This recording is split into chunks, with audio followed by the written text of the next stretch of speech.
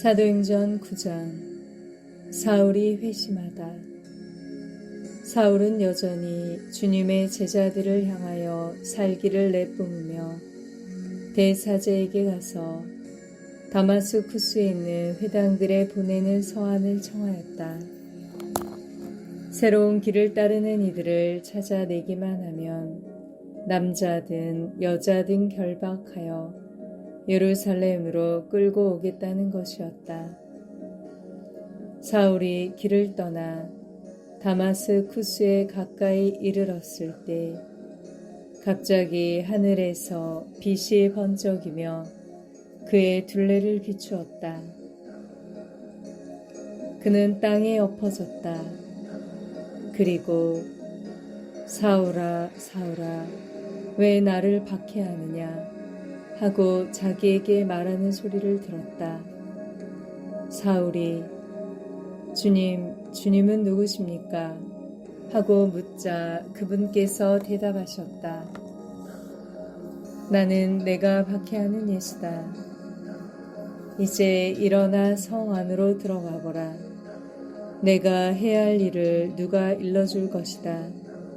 사울과 동행하던 사람들은 소리는 들었지만 아무도 볼 수 없었으므로 멍하게 서 있었다. 사울은 땅에서 일어나 눈을 떴으나 아무것도 볼 수가 없었다.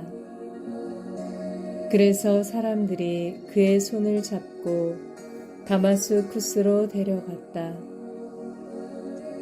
사울은 사흘 동안 앞을 보지 못하였는데 그동안 그는 먹지도 않고 마시지도 않았다.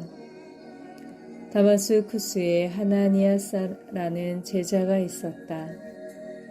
주님께서 환시 중에 하나니아스야 하고 그를 부르셨다.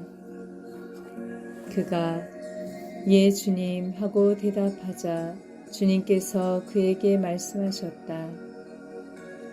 일어나 고등길이라는 거리로 가서 유다의 집에 있는 사울이라는 타르수스 사람을 찾아라.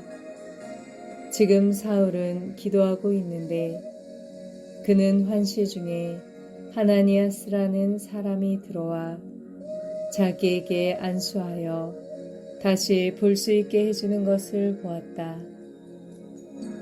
하나니아스가 대답하였다. 주님, 그 사람이 예루살렘에서 주님의 성도들에게 얼마나 못된 짓을 하였는지 제가 많은 이들에게서 들었습니다. 그리고 그는 주님의 이름을 받들어 부르는 이들을 모두 결박할 권한을 수석 사제들에게서 받아가지고 여기에 와 있습니다. 주님께서 그에게 이르셨다. 가거라. 그는 다른 민족들과 임금들과 이스라엘 자손들에게 내 이름을 알리도록 내가 선택한 그릇이다. 나는 그가 내 이름을 위하여 얼마나 많은 고난을 받아야 하는지 그에게 보여주겠다. 그리하여 하나니아스는 길을 떠났다. 그리고 그 집에 들어가 사울에게 안수하고 나서 말하였다.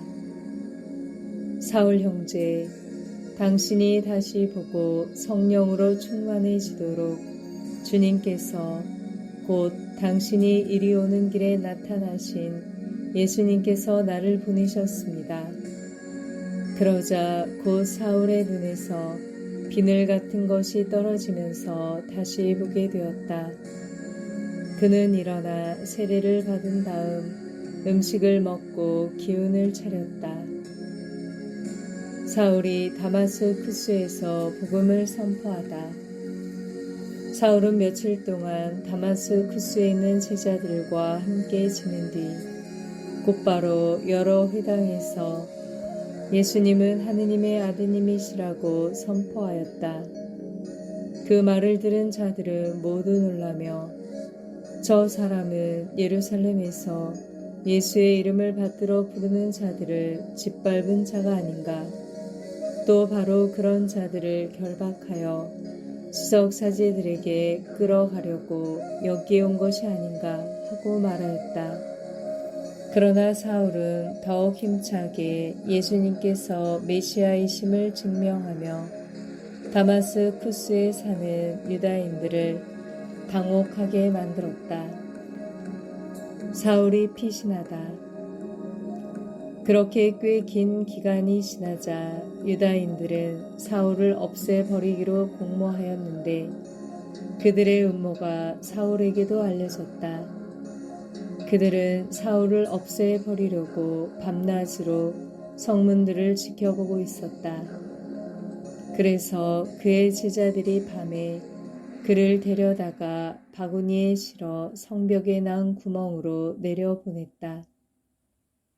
사울이 예루살렘으로 가다. 사울은 예루살렘에 이르러 제자들과 어울리려고 하였지만 모두 그를 두려워하였다. 그가 제자라는 것을 믿을 수가 없었던 것이다. 그러나 바르나바는 사울을 받아들여 사도들에게 데려가서 어떻게 그가 길에서 주님을 뵙게 되었고 주님께서 그에게 말씀하셨는지 또 어떻게 그가 다마스쿠스에서 예수님의 이름으로 담대히 설교하였는지 그들에게 이야기해 주었다. 그리하여 사울은 사도들과 함께 예루살렘을 드나들며 주님의 이름으로 담대히 설교하였다. 그리고 그리스도에게 유다인들과 이야기도 하고 토론도 하였다. 그러나 그들은 사울을 없애버리려고 벼르고 있었다. 형제들은 그것을 알고 그를 카이사리아로 데리고 내려가 다시 타르수스로 보냈다. 이제 교회는 유다와 갈릴레아와 사마리아 온 지방에서 평화를 누리며 굳건히 세워지고 주님을 경외하며 살아가면서 성령의 격려를 받아 그 수가 늘어났다. 베드로가 중풍병자를 고치다. 베드로는 모든 지방을 두루 다니다가 립다에 사는 성도들에게도 내려가게 되었다. 거기에서 베드로는 에네아스라는 사람을 보았는데 그는 중풍에 걸려 8년 전부터 침상에 누워 있었다. 베드로가 그에게 말하였다. 에네아스, 예수 그리스도께서 당신을 고쳐주십니다. 일어나 침상을 정돈하십시오. 그러자 곧 에네아스가 일어났다. 립다와 사론의 모든 주민이 그를 보고 주님께 돌아섰다. 베드로가 도르가스를 다시 살리다. 야포에 다비타라는 여제자가 있었다. 이 이름은 그리스 말로 번역하면 도르가스라고 한다. 그는 선행과 자선을 많이 한 사람이었는데 그 무렵에 병이 들어 죽었다. 그래서 사람들이 그의 시신을 씻어 옥상방에 눕혀 놓았다. 립다는 야포에서 가까운 곳이므로 제자들은 베드로가 립다에 있다는 말을 듣고 그에게 사람들을 보내어 지체하지 말고 저희에게 건너와 주십시오 하고 청하였다. 그래서 베드로가 일어나 그들과 함께 갔다. 베드로가 도착하자 사람들이 그를 옥상방으로 데리고 올라갔다. 그러자 과부들이 모두 베드로에게 다가가 울면서 도르가스가 자기들과 함께 있을 때에 지어준 속옷과 겉옷을 보여주었다. 베드로는 그들을 모두 밖으로 내보내고 나서 무릎을 꿇고 기도를 드린 다음 시신 쪽으로 돌아서서 다비타 일어나시오 하고 말하였다.